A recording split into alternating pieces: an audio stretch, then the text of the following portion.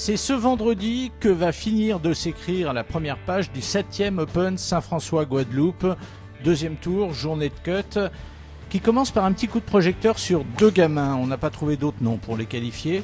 Ils ont l'un et l'autre 14 ans. Ils ont l'un et l'autre participé à leur premier tournoi pro. Ils ont l'un et l'autre répondu pour la première fois à une interview télé. Alors forcément tout ça secoue un peu. Avant qu'ils ne s'endorment ce soir avec des étoiles plein les yeux, morceau choisi de nos conversations avec Maxime et Pierrot. Quand on finit un tournoi comme ça, on est très content. Parce que j'ai plutôt bien joué sur les 2 jours. Je passe pas le cut, mais bon, ça c'est pas grave, c'est secondaire. Ça aurait été magique si je le passais, mais c'était pas dans mes objectifs. Je voulais juste m'amuser, prendre du plaisir, savourer d'être avec les pros, parce que c'est une expérience inoubliable sur 2 jours. Ça m'a donné envie de recommencer parce que je suis assez déçu de mes scores. J'ai eu beaucoup de stress hier, aujourd'hui c'était beaucoup mieux. Mais les 9 premiers trous, je tremblais à chaque coup. Donc c'était vraiment difficile. Et j'ai joué avec des très bons joueurs, très sympathiques. Donc j'en retiens vraiment une bonne expérience, mais j'aimerais recommencer. C'est une histoire toute bête. On devait aller chercher mon oncle à l'aéroport, au Rézé. Et là où est le golf des Abîmes en fait. Et on passe devant et je dis à mon père, hey, papa, il y a un golf. Donc il m'emmène voir. Et l'année d'après, je faisais du golf. J'ai accroché tout de suite. Et on m'a dit à un moment, quand j'avais 10 ans à peu près, que je pouvais peut-être faire quelque chose. Donc je me suis lancé à fond.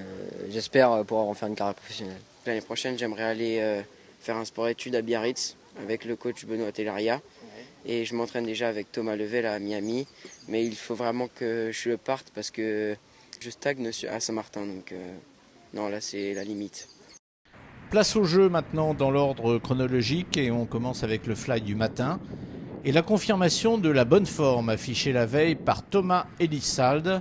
Continuité dans la performance pour Thomas au -3 d'hier. Il ajoute un nouveau -3 pour prendre la tête à la mi-journée. J'ai vraiment très bien joué les 2 jours, un jeu à peu près similaire, peut-être meilleur encore aujourd'hui, j'étais plus près des drapeaux. J'ai un petit peu moins bien poté, mais dans l'ensemble je suis très content de mon jeu.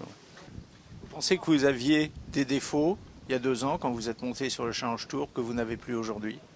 Oui, je pense. Je pense que j'ai quand même beaucoup progressé, même si pour l'instant les résultats ne se voient pas plus que ça, mais la qualité de jeu je trouvais meilleure et je pense que ça devrait être de mieux en mieux. Confirmation aussi dans cette matinée de la bonne santé du jeune Robin Roussel. Il joue -1 avec 2 birdies et un bogey. C'est suffisant pour qu'il s'installe lui aussi au commandement provisoire.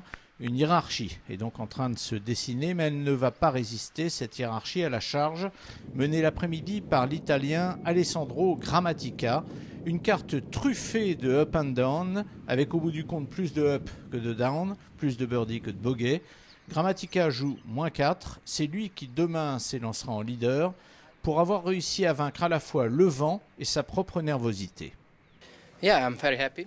Oui, je suis vraiment content parce que j'ai bien joué et j'ai bien joué dans tous les compartiments du jeu aujourd'hui. Alors ce matin j'étais un peu nerveux et puis j'ai fait un birdie au 13 qui m'a un petit peu redonné de la confiance et à partir de ce moment-là j'ai bien joué toute la journée, mais enfin faut pas s'emballer, hein, la route est encore longue. Les up and down récurrents, un autre Français les a expérimentés aujourd'hui et lui aussi en est sorti vainqueur. Journée éprouvante mais positive pour Raphaël Marguerite, avec à la clé une carte de -3 qui, dans le total de -5, le met en 4e position. Demain, Raphaël fera partie des postulants à la victoire, à sa première victoire sur l'Alps Tour et à sa seconde victoire en tant que joueur professionnel. Pour jouer demain, il fallait jouer +3 ou mieux. Le cut a gardé ce vendredi soir 42 joueurs.